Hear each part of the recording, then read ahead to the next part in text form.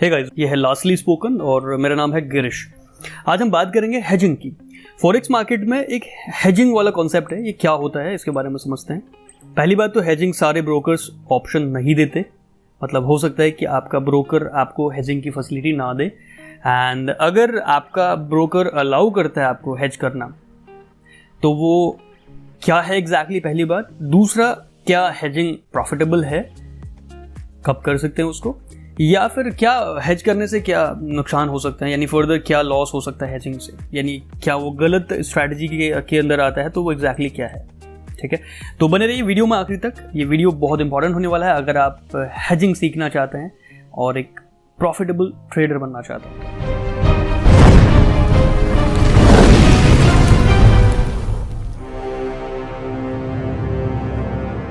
Alright, welcome back.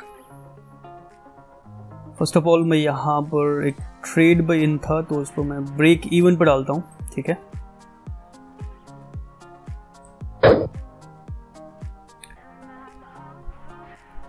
Alright guys, hedging में क्या होता है, जैसे यहाँ पर आपको बाय सेल का बटन दिख रहा है, ये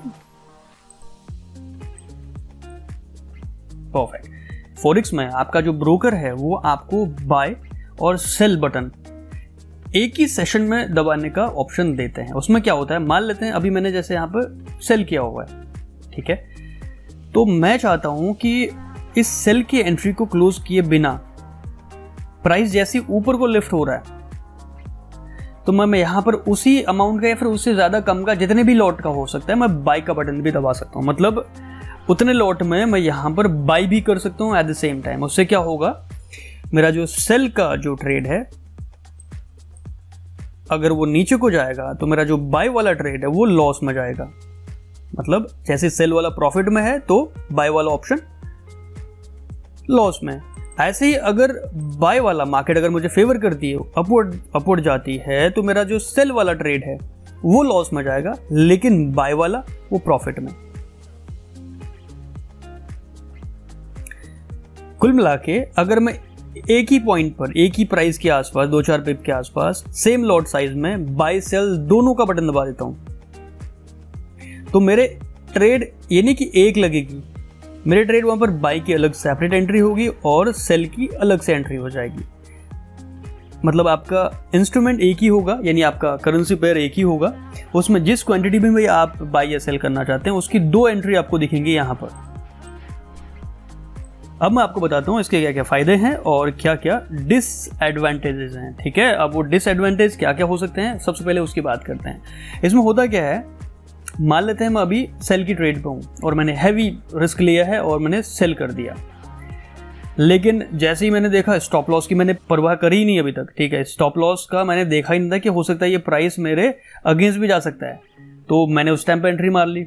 अब हुआ क्या, जैसे एंट्री ली उसके जस्ट 5 मिनट बाद प्राइस मुझे अब फेवर नहीं कर रहा, अब मेरे अगेंस्ट जा रहा है।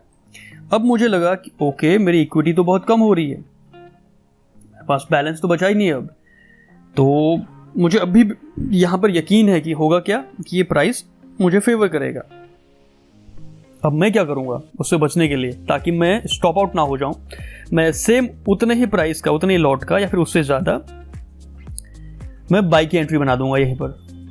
अब उससे क्या होगा, अगर प्राइस ऊपर आते जाता है तो एटलीस्ट मैं लॉस में जो मेरा कैपिटल है, अभी का जो करंट कैपिटल है वो उससे ज़्यादा नहीं जाएगा लॉस में।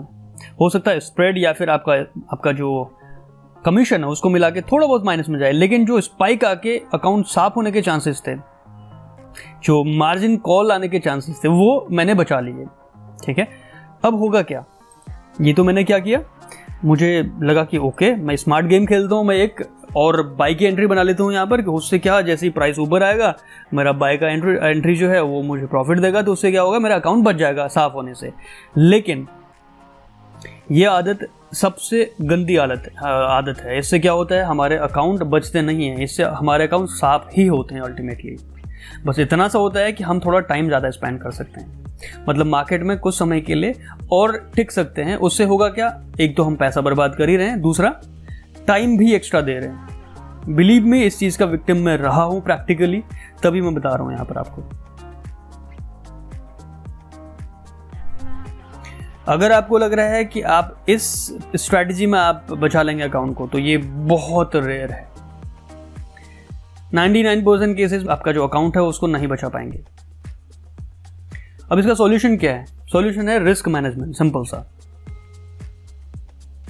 कि आप लॉट उतना ही मारिए जिसमें आपको लग रहा है कि अगर आपका स्टॉप लॉस हिट भी होता है तो आपके अकाउंट में ज़्यादा फर्क ना पड़े, यानी स्टिल आपके पास अमाउंट होगा नेक्स्ट ट्रेड एग्जीक्यूट करने का। ऑलराइट, ये रहा पहला जिसका हम मिसयूज करते हैं। अब बात करते हैं फिर हेजिंग की जरूरत क्या है, हेज करना ही क्यों है अगर उससे स्टॉप लॉस ही हिट होते हैं। क्योंकि ये मैंने जो बताया इससे क्या होगा, देखिए मान लेते हैं आपने बाय कर लिया यहाँ पर, तो आपको एग्जैक्ट पॉइंट तो नहीं पता ना कि कितना ऊपर प्राइस जाएगा। अगर आपने हैवी लॉट मार रखा है तो प्राइस कितना ऊपर जाएगा आपको एग्जैक्ट पिन पॉइंट पे निकलना पड़ेगा वहां पे। अगर थोड़ा बहुत भी आप नीचे आते हैं तो फिर आपका जो सेल वाली एंट्री, जो बाय वाली एंट्री होगी वो आपको क्लोज करनी पड़ेगी। उससे क्या होगा, आपका कैपिटल और कम हो जाएगा, उसमें थोड़ा बहुत लॉस आपको मिल जाएगा।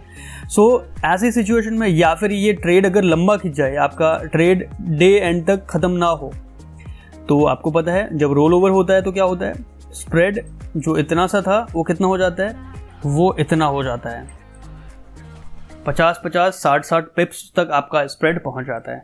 तो आपको लग रहा है इस सिचुएशन में आप अपने अकाउंट को बचा पाएंगे हेजिंग से? जी नहीं।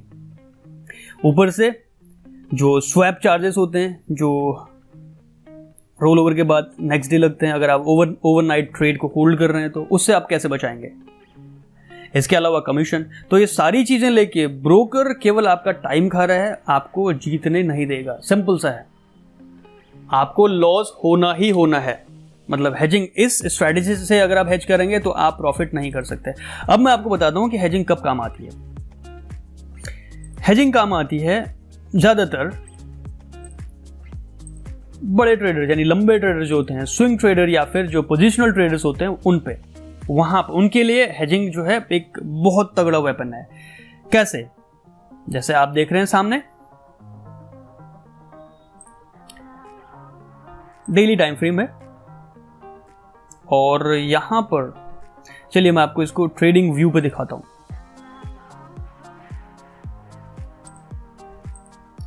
यूरो यूएसडी बहुत बुलिश है फिलहाल, यानी यूएसडी वीक हो रहा है, तो इसी के चलते हमने यहां पर यूएसडी जेपीवाई पे ये ट्रेड एग्जीक्यूट किया था। ऑलमोस्ट प्रॉफिट के आसपास है हम। अगर यहां से स्विंग जाता भी है तो हमने अपना स्टॉप लॉस ब्रेक इवन पे लेके आ चुके हैं, तो we don't even care about this trade. Alright, बात करते हैं यूएसडी जेपीवाई पे, कहां पर हेजिंग काम आएगी। सी, अभी क्या लग रहा है आपको, स्ट्रॉन्ग सेलिंग प्रेशर, ठीक है, और आप हैं एक पोजिशनल ट्रेडर। यहां पर एक अच्छा खासा पैटर्न आपको मिला डे ट्रेडिंग के पूरे डेली कैंडल में। एक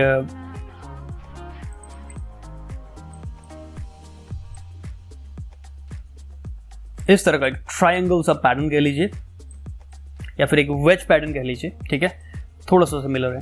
तो इसको ब्रेकआउट जैसे मिला, हमने यहां पर एंट्री बना ली, यहां पर एंट्री बना ली और स्टॉप लॉस हमने रख दिया यहां पर एंट्री है। और उसके बाद हमें पता है कि मार्केट अभी तगड़ा बुलिश होगा, ठीक है, और हम लंबा गेम खेलना चाहते हैं इसमें। हमने एनालिसिस भी फंडामेंटल तगड़ी कर रखी, हमें पता है कि लॉन्ग टर्म में ये प्राइस अपवर्ड ही लिफ्ट करना है।